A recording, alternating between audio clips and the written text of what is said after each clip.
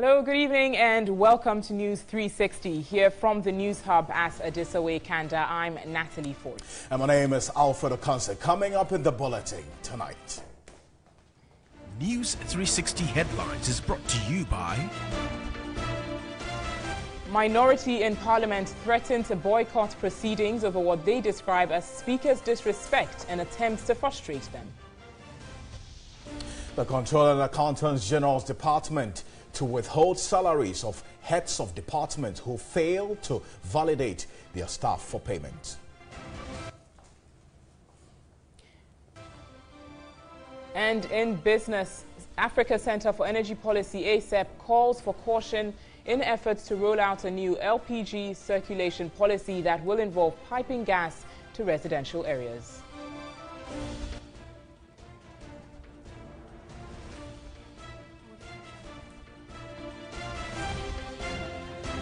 And on international front, the UN peacekeeping force in the Democratic Republic of Congo hands over one of the country's notorious militia leaders in Taberi Sheka to the government.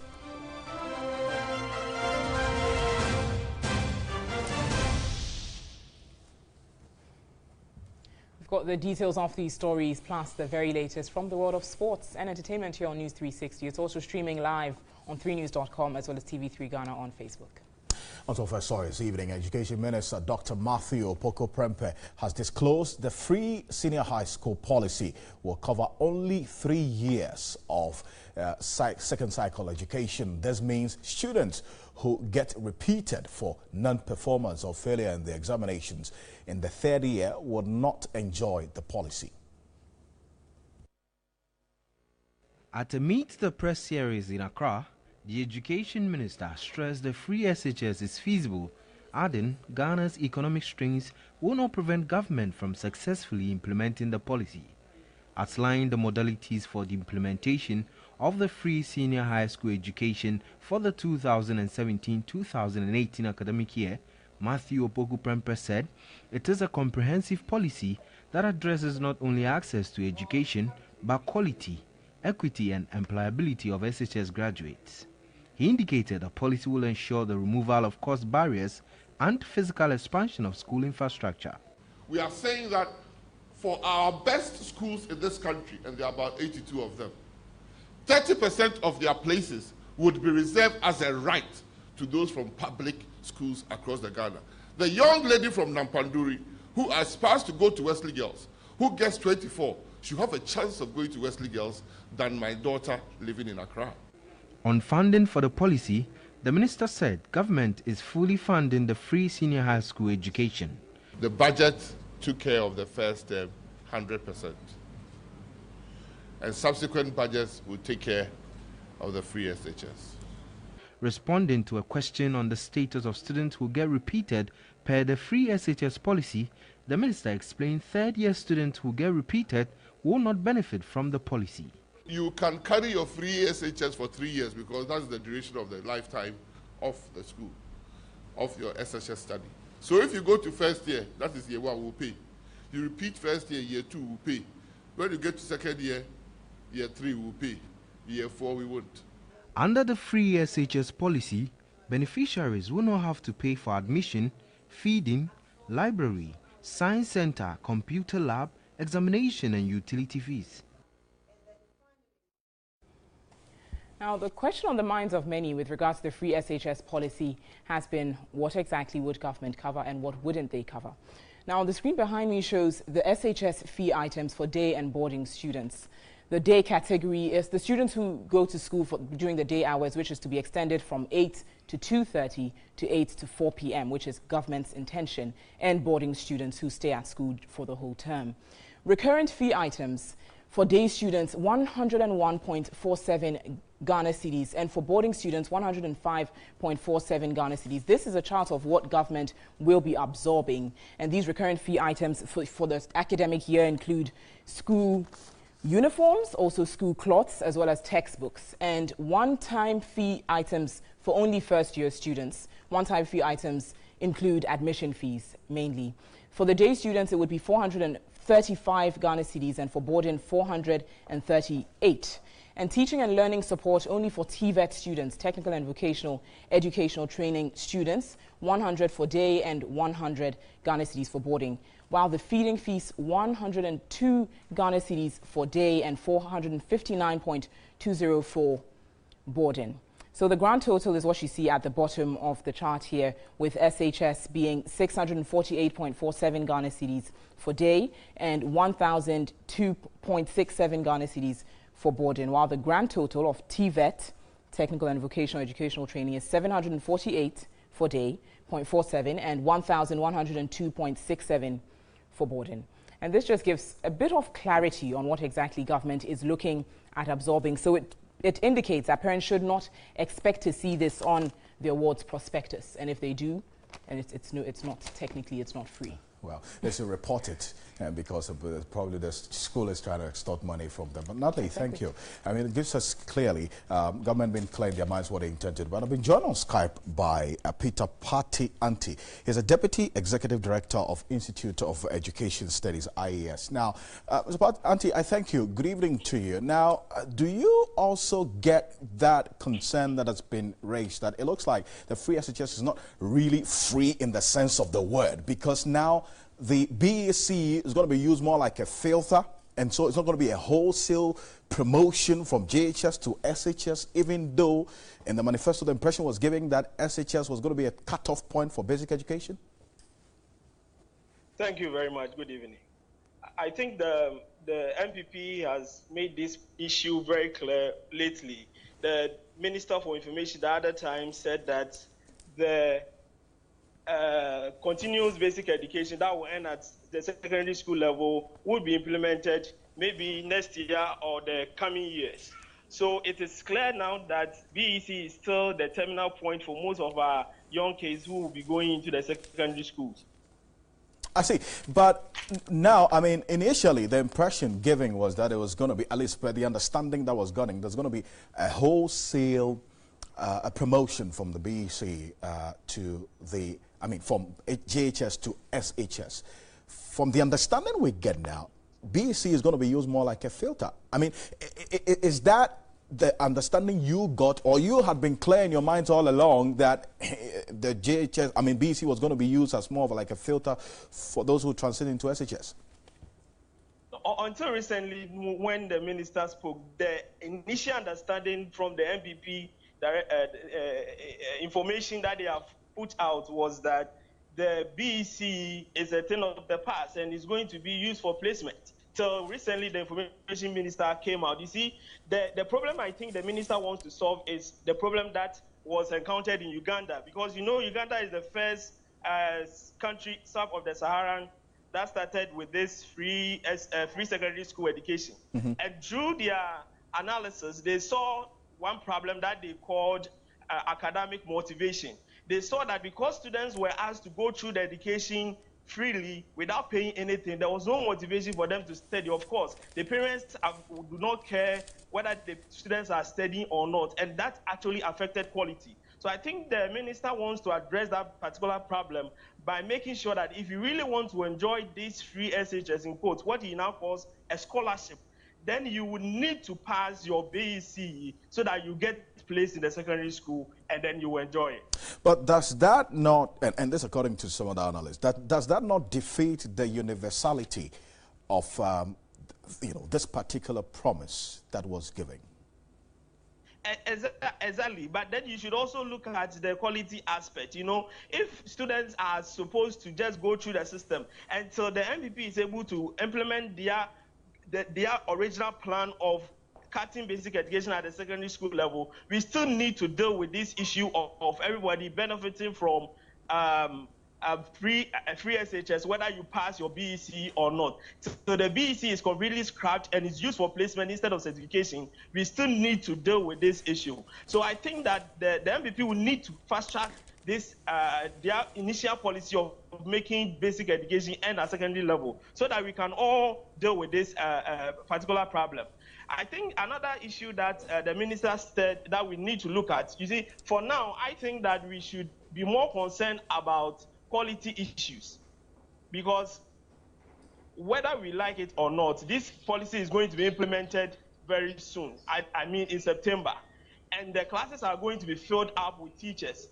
And we will need to make sure that these teachers are well motivated so that they will not compromise on quality. I think that is one important thing that we should beg the government to take a critical look at. I was even suggesting that the NAGRAT and the NAT officials should start negotiations with the ministry so that if they are going to increase, they are going to give them some form of extra motivation, because the minister even hinted that they are now going to extend the instruction hours from 2:30 to 4:30, and all this means extra burden on the teacher. So we need to actually look at the workload that the teacher is going to get as a result of this policy. It's very important. Dartey, thank you very much. And quality is a question that also has been raised, but I'm grateful.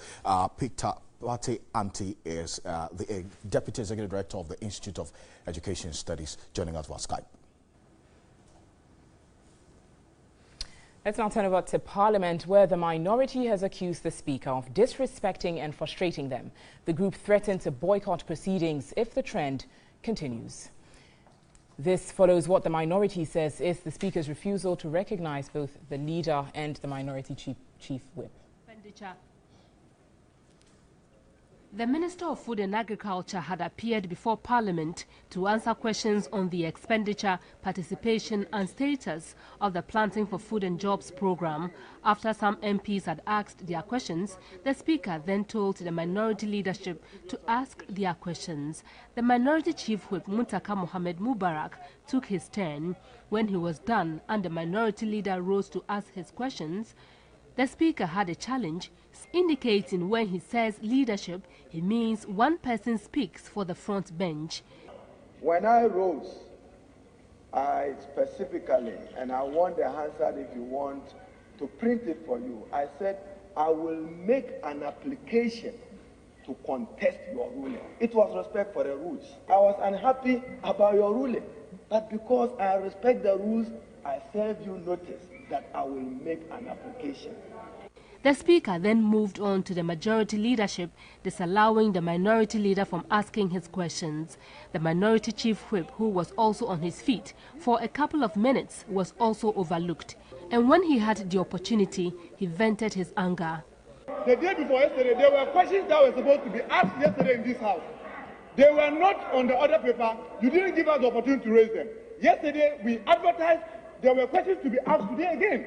They've not been put on the other paper. You are not giving us the opportunity to even air our views. If the Speaker thinks we should not be here to air our views and concerns of our side, we will be ready to walk out so that you carry out the business with only the majority. Why? Mr. Speaker, so if my colleague, the chief whip for the minority, is unhappy about a directive or a ruling by the Speaker, the avenues are open to the person.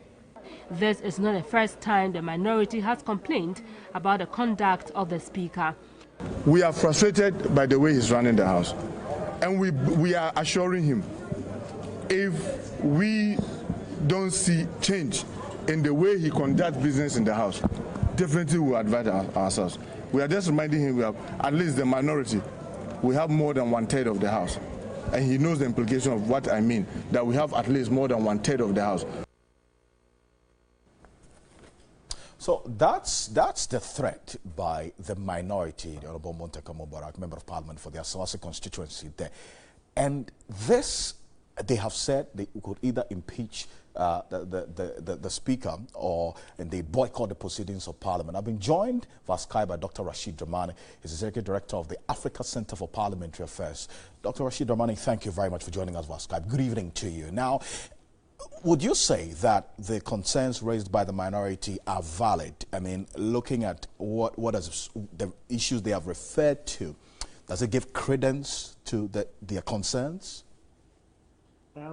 Thank you very much for having me. If indeed the issues are true, then the minority has a very genuine concern. You see, in parliamentary in parliamentary democracy, we have what is called the Speaker's dilemma. every Speaker of Parliament around the world is either a product of the political party or a product of the majority in Parliament. That is where he or she is a member of Parliament and is elected from amongst his peers to be Speaker. In the Westminster tradition, usually when a speaker is, a person is elevated to the office of the Speaker, he or she tries as much as possible to distance himself as humanly as he can from the party that elected him or that gave him the opportunity to lead the House. If a speaker is able to do this, then he or she inspires the confidence and respect of, first and foremost, the minority in the House. If it is the other way around, then it creates a lot of problems in Parliament. And I believe if, as you described it, I'm not in the country right now, if indeed that is what is happening, then we have a problem on our hands. Because you see, there are other important factors that every Speaker of Parliament needs to keep in mind. That two qualities are important. Number one, the person must be seen to be scrupulously neutral. And number two, he or she must be seen to keep an impeccable record on fairness and neutrality. Anything short of this creates a problem in the House, on the deliberations, on debates, and so on.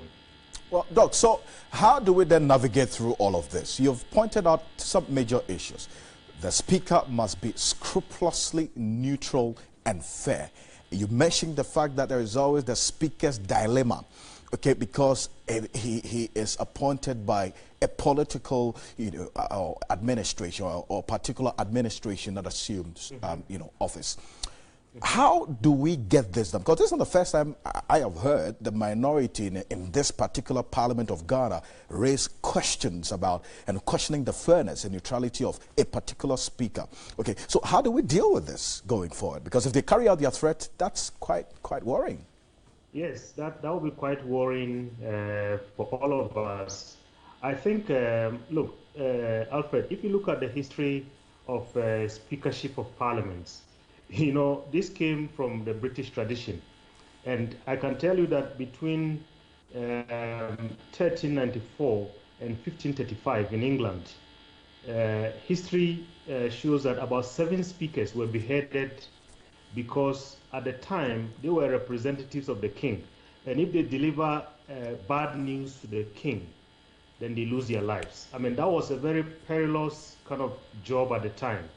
And the tradition has evolved over time to what we have it today, to the extent that, the office of the speaker has some constitutional guarantees. I mean, it's very difficult to remove a speaker. He or she can be independent without any serious implications and so on. And I think my message to our current speaker, as well as future speakers of our parliament, is that I think they should keep in mind the fact that they have a very heavy burden that they carry on their shoulders. The burden of advancing the common good, of representing all of us, and not representing the party or the group that elevated them to that position. Grateful. Doc, I'm grateful for your time this evening. Dr. Rashid Dramani is Executive Director of the Africa Center for Parliamentary Affairs. News 360 Skype interview is brought to you by MTN. Everywhere you go.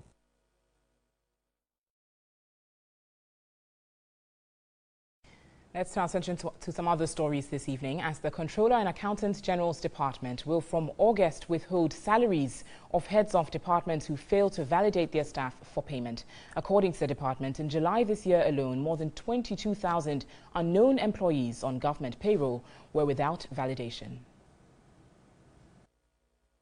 In April this year, 5,544 unknown employees, but not missing, were paid by the controller without validation. 14,555 employees were deemed missing, but had names on the payroll, also received salaries. This represents 20,999 employees whose names should have been suspended but were paid without validation. Controller again says in May this year, 5,200 unknown employees were paid without validation, while 11,310 employees were also not validated but received salaries. Eugene Ofosuhini is the head of Controller and Accountant General's Department. July, this month, we paid yesterday. The vouchers are gone. So those unknown guys will go to the bank, they walk to the bank and cash the money. Those unverified or unvalidated, they will go to the bank and cash their salary. Hey, August, it will not happen. However, the Controller and Accountant General blamed heads of departments for failing to validate their staff to assist Controller receive accurate figures. Controller has therefore warned all those heads to begin the validation for the month of August or risk forfeiting their salaries. The first category is HODs who suffer non-payment and their staff who are known but not validated. That is the first category. Second category will stop salaries of employees who are declared unknown but not missing. Nobody has owned them. So we don't know, nobody knows them. They are unknown. They also will be blocked. He again charged the heads not to deliberately punish their staff for failing to validate them. If your employee has not come to work or has, for any reasons obvious to you, you want to penalize or sanction him, don't use the validation exercise to sanction your employee. Find any other means. If you want to probably go to a farm place and get a land and put him on that land to farm for you. But don't use our platform to sanction your staff. Well, the Minister for Works and Housing, Samuel Atachia, wants some local Ghanaian contractors blacklisted to prevent them from winning contracts in the country. Man, I want to ask yourself why. He charged the Engineering Council to sanction contractors culpable of shoddy work. Here's a report by Frederick Clarence Williams. Ghana in less than 4 years has recorded the collapse of some buildings within Accra and some parts of the country. This incident resulted in the death of many and the destruction of property. Government says it will no longer accept excuses for structural failures. Speaking at a one-day tour in Accra, the Minister for Works and Housing, Samuel Atachia, suggested the blacklisting of some local contractors who do shoddy work. I believe that even some of them should be blacklisted, that they can't work for the government. But the government is the highest point of service and honor, and the government deserves the best. It's not going to be we packaging contracts to our cronies because they are political friends and they come and give us a shabby treatment. The outcome is an embarrassment to the whole nation. We are not going to do that. We want them to prosper, but they don't want to come out with the capacity to deliver. He charged the Engineering Council to be tough. They should bring sanctions to bear on those who do shoddy jobs. We do not have people superintending over our engineers. Like have the Ghana Bar Association that if Atachia should misbehave, they can even debar you. That kind of superintendence is lacking. Oh, it's a good move, I guess, to well, shoddy work, yes. You see the roads are a problem. And lead to road accident. But it's going to be a very Herculean task for Atachia, because if you have contractors who have contributed, to the fortunes of the party to win an election, it's going to be difficult saying you're not going to honor your part of the bargain by giving them contract. But I hope that he's able to carry it out. It's going to help us all. Yeah. Well, go on to other stories. An Accra Central District Court has told the prosecution handling the murder case of the late Buaka North Member of Parliament to return to court in 3 weeks, prepared instead of asking for more time for investigation. This follows the prosecutor's constant request to be given more time to properly conclude with investigations. After rearresting the suspects in the murder of the former Member of Parliament, prosecution told the court more leads have been identified. In his last appearance, Deputy Superintendent of Police George Amega told the Accra Central District Court more time is needed to conclude with investigation. Appearing in court on July 27, DSP George Amega again told the court the investigator needs additional time to finish with investigations. The magistrate Ariton Simon told prosecution to return to court with better information rather than pleading for time. The two accused persons, Daniel Asiedu and Vincent Bosso, were earlier discharged by the Criminal Division of the Accra High Court after the Attorney General filed a nolle prosequi to discontinue with the prosecution. The two were, however, re-arrested by the police immediately after the judge's orders were delivered. The President, Nana Akufo-Addo, has witnessed the 23rd ceremonial change of guards at the presidency. The quarterly event is the second by the President since assuming office.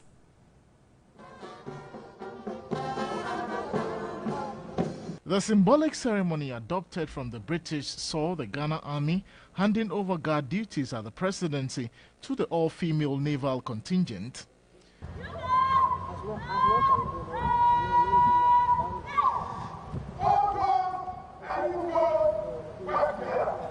The ceremony, instituted on May 15, 2013, is conducted with 20 each of the old and new guards of the Ghana Armed Forces.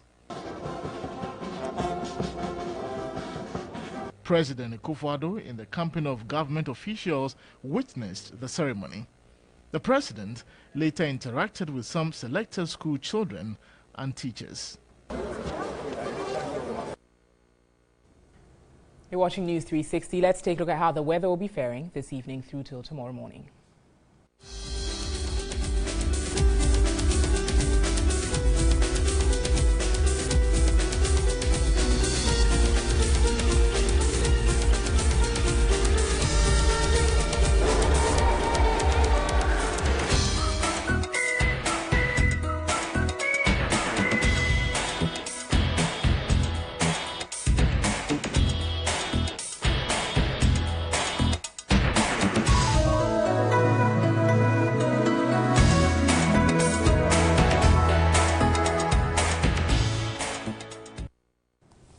Still live here on News 360. We've got the very latest from the world of business with Parkwesi Asari shortly. Stay with us.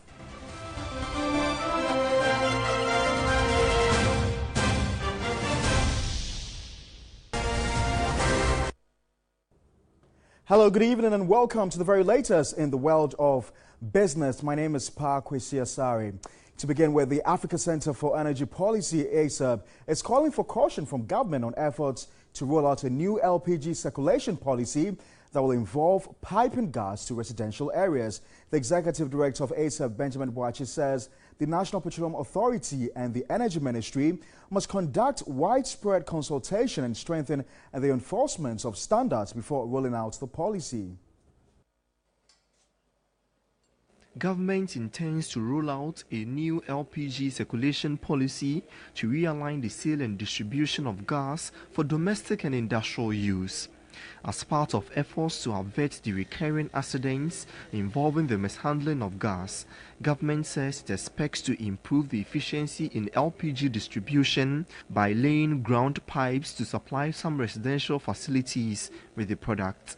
We shouldn't rush. We should be cautious about piping LPG in homes. Elsewhere, natural gas is piped homes, but those products are not the same. The flammability of LPG is higher than natural gas. Cylinder bottling companies are expected to be licensed under the policy to own and distribute filled cylinders. This will mean individuals will no longer own gas cylinders but receive products in their homes.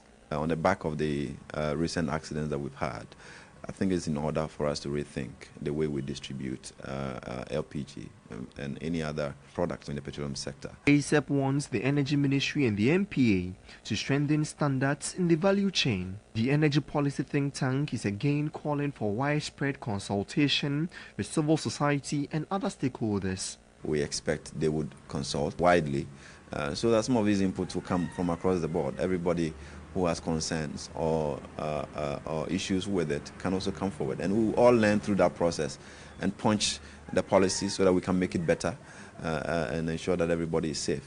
Regulators of the sector, the NPA, says the new LPG circulation policy seeks to prevent gas explosions, which have claimed many lives and injured others across the country.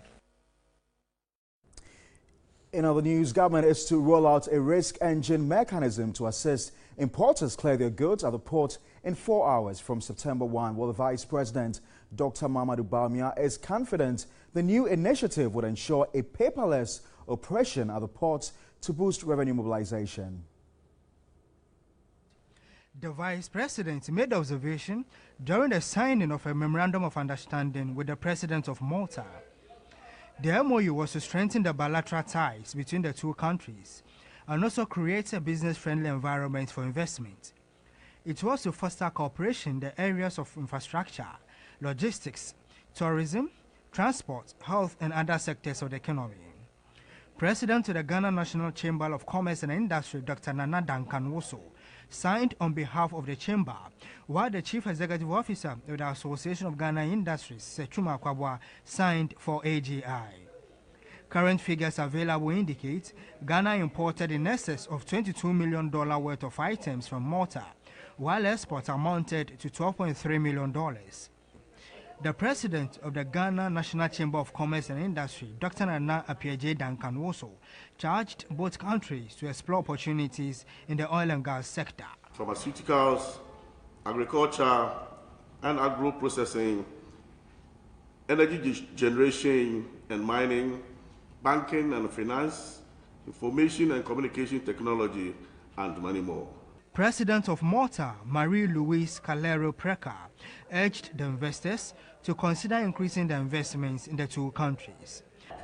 Trade initiatives for collaboration to enrich your sectors, to create job opportunities, and to support the prosperity of our countries. Vice President Dr. Mahamudu Bawumia assured the Malta business players to reduce time wastage at the ports. Once this risk engine becomes in place and the automation process takes place, it should not take more than 4 hours to clear your container in Ghana. We have also asked that from September 1, all internal custom barriers should be abolished and let the goods move freely across the country. In another development, the Vice President says Cabinet is to lay before Parliament a legislation which will compel future governments to stay within budget deficits of 3.5%. We are going to amend the Public Financial Management Act of Ghana to make it a law that the fiscal deficit in any year going forward from next year will not exceed the range of 3 to 5% of GDP. That will become the law in Ghana. Well, that's all for the very latest in the world of business. Thanks for watching. My name is Pakwesi Asari. For more news, you can log on to our website, www.3news.com. Well, Pakwesi, thank you for business news this evening. Well, President of Leaders University's College of Applied Science, Tofik Tasso, has underscored the need for graduates to seek professional training in order to meet demands of the dynamic job market. He added the establishment of Lucas College is intended to bridge the gap between academia and the professional world. The Leaders University College of Applied Sciences, Lucas College, has designed bachelor and master's programs which equip graduates with the needed professional skills. President of Lucas College, Tofik Tasso, says each program offered would have an industry representative to guide the training of students. We want to make people learn through experience, on the job, doing things, rather than just inundating them with the theory, which is important. But the way you learn the theory and then translate it into action is the recipe for success. The college is the second institution in Ghana to offer a master's program in computer science. Human resource partner at IBM, Andy Mensah, shared his expertise. In the IT space now, we employ a lot of Indians and a lot of experts, which cost us a lot just because they're not here. But we have trained computer scientists, but they cannot do the kind of things we are doing. So you have to take them into. So we need you, Lucas, to help us in this way. Get our people who are cheaper, and then at the end of the company benefits because the bottom line goes up. Equipped with spacious lecture halls, training rooms and computer laboratories, students who enroll at Lucas College will be equipped to learn French as a compulsory language. Director at the French Chamber of Commerce Ghana, Dolphin Adenot Owusu, lauded the idea of bilingual education. Still watching News 360. When we return, Thierry Nyan has the very latest for us from the world of sports.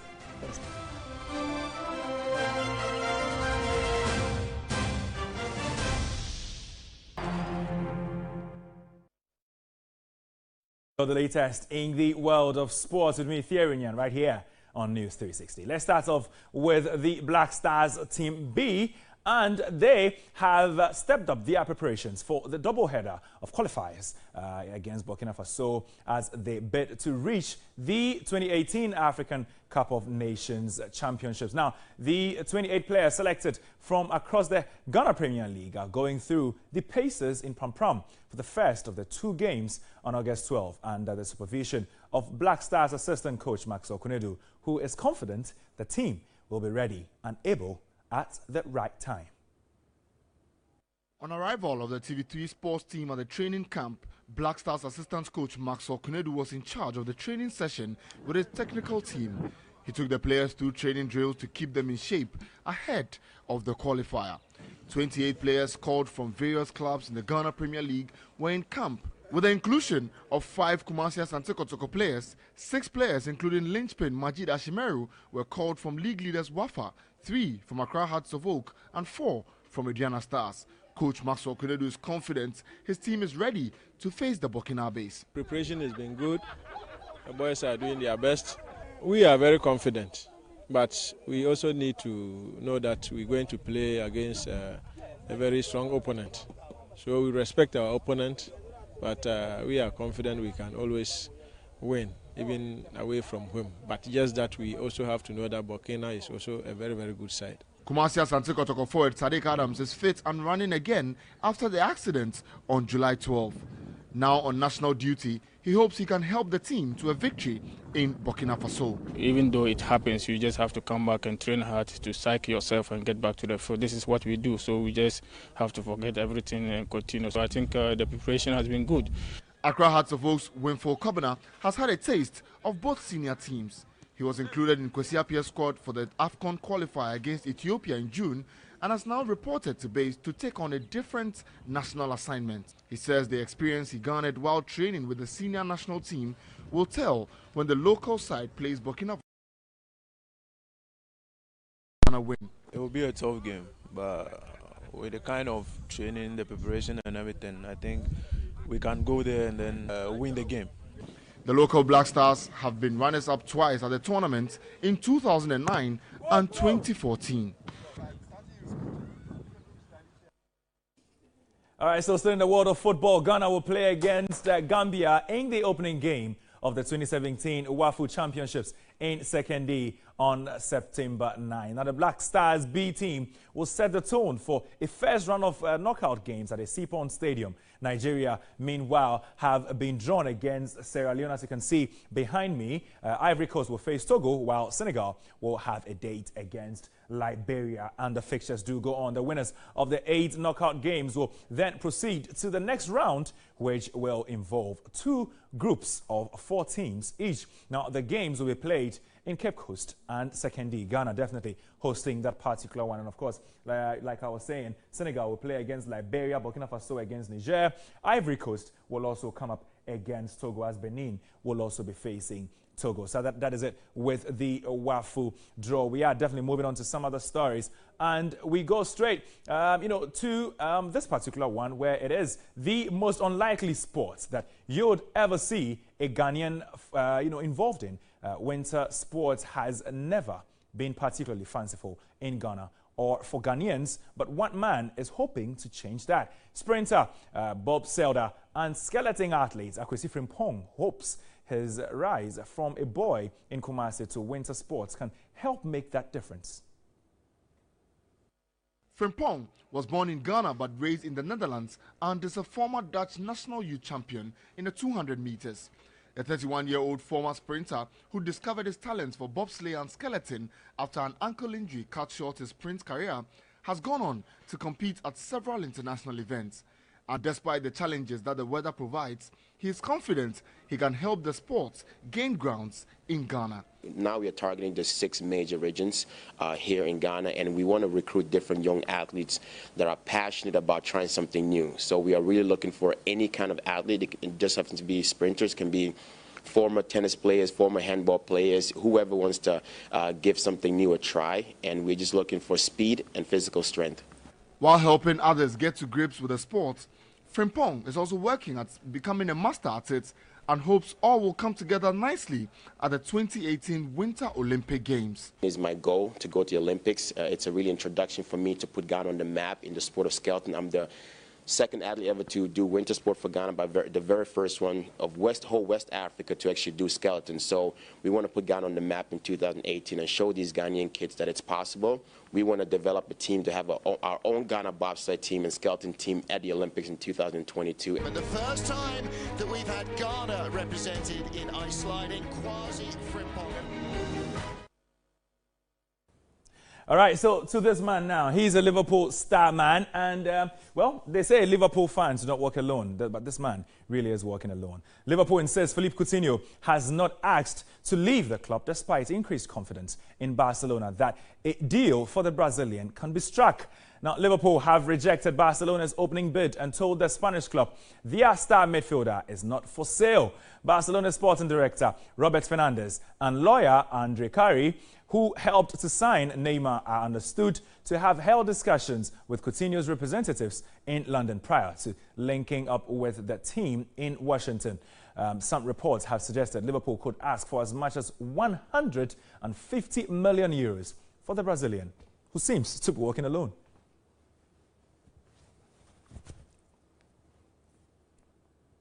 All right, so that's exactly where we bring an end to the Sports Bulletin. My name is Thierry Nyan. I'll catch you some other time. Keep watching TV3.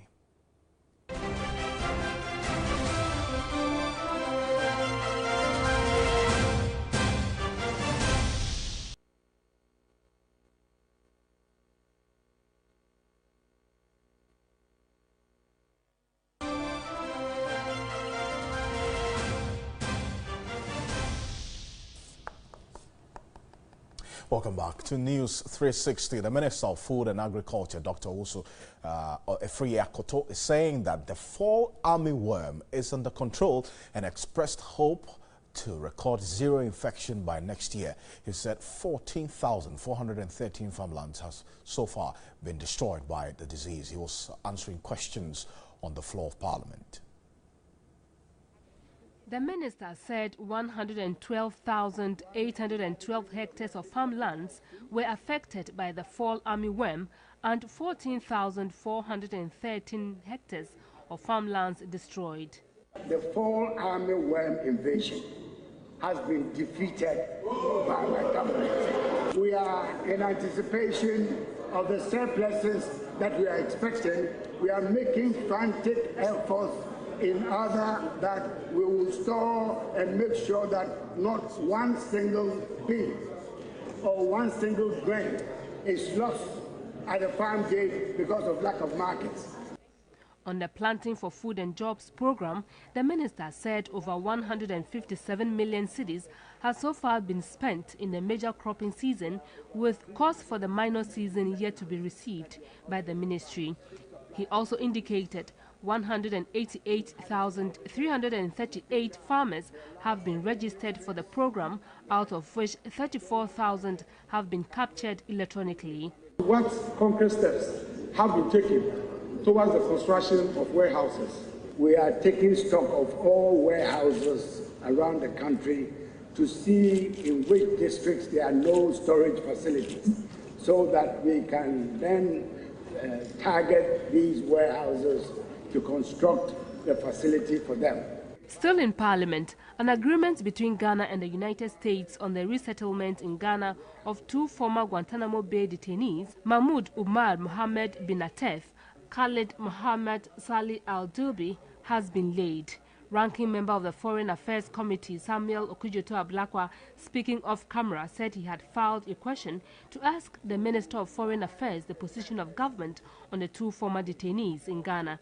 But he complained although the speaker admitted the question and was captured on the Wednesday order paper, it was removed from the Thursday agenda, which he finds strange. From the international front now. The UN peacekeeping force in the Democratic Republic of Congo has handed over one of the country's notorious militia leaders, Ntabo Ntaberi Sheka, to the government. After 6 years on the run, Sheka, wanted for alleged crimes against humanity, surrendered himself to UN troops in the town of Mutango in Walikale territory in the east of the DRC on Wednesday. The BBC says he has already been transferred to Goma as part of that process. Let's now go for some entertainment news. Entertainment news is brought to you by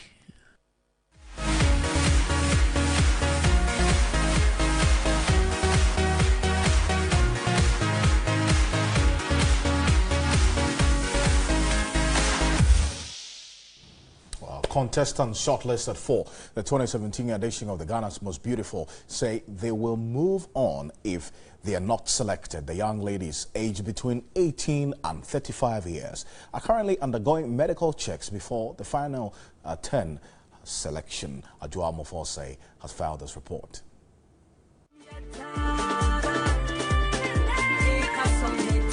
Although some will be evicted eventually to make way for the final 10, the ladies are optimistic. After 2 days of intensive medical screening, the 23 shortlisted ladies will be taken through a final round of question and answers after the results of the medicals are declared. The 23 comprise 2 contestants from each region, except the Volta, Central, and Upper East region, who have 3 representatives each. While some will be disappointed if they don't make it, others believe life must go on. I would be sad, but it's a competition, so we all count to be queens, we all count to be picked to the house, so definitely there should be a winner. Of course, nobody came this far to be told no, and I really hope that this time I go through, but if I don't, life goes on. If I don't make it, I'll go back to school. It just means that it's not part of God's plans for me. Maybe it's not my time this year. Others who have tried more than once were determined to grab the bragging right. Organizers of the pageant say the rationale behind picking more than one contestant for the medicals is to make provision for emergencies such as when some contestants pull out of the competition on a health ground. Ghana's Most Beautiful 2017 will be launched on August 20th. We certainly wish each of the contestants the very best. Away from that, a play on years of slavery and colonial rule has been staged ahead of Emancipation Day on August 1. The Musu performance was at the National Theatre in Accra. There were performances from the Bibi Groma Group and the National Dance Company. The stage play showcased Ghana's rich cultural heritage, telling the African story the African way. The week-long project, which runs through July 25 to August 2, seeks to trace Africans back to their roots and to help them define their cultural identity. Artistic Director of the National Dance Company, News360, highlighted the key activities for the festival. As part of the Emancipation Day and the Panafest celebration, this production is going to go to Cape Coast on Friday, and of course other artistic groups. Marketing manager of the Ghana Tourism Authority, Ben Anani Insia, reiterated government's commitment to ensuring the preservation of Ghana's cultural heritage. Culture and tourism, they work closely together, and especially in a season like Panafest and Emancipation, where the link between the Africans on the different continents is being highlighted some more. The Pan-African Historical Theatre Project seeks to reunite Africans with the continent and celebrate 25 years this year. Well, that's it for News 360. Thank you for staying with us here on TV3. My name is Alfred Akanse. And I am Natalie Fort. Remember, there's more news on our website, 3news.com, and News at 10 will simulcast our sister station, 3FM 92.7. Next is Tashan. Have a wonderful evening.